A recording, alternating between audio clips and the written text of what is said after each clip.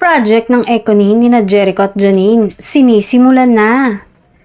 Kamakailan lang ay nag-post ang aktor sa kanyang social media ng isang papel na tila script, ngunit hinarangan niya ito ng salamin para hindi ma-reveal ang title at ang writer. Ito na ba ang proyektong pagsasamahan nila ng kanyang girlfriend na si Janine?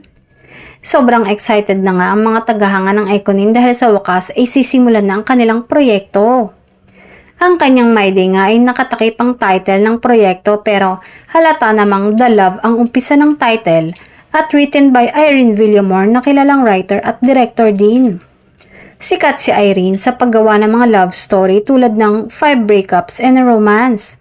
Kaya't hindi malabong love story talaga ang proyektong ito.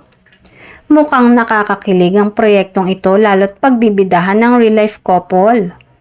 Nakakatuwa nga dahil sunod-sunod ang proyektong ginagawa ng magjowa, kaya't malamang naaabangan talaga ito ng publiko, lalo na ng kanilang mga taga-suporta.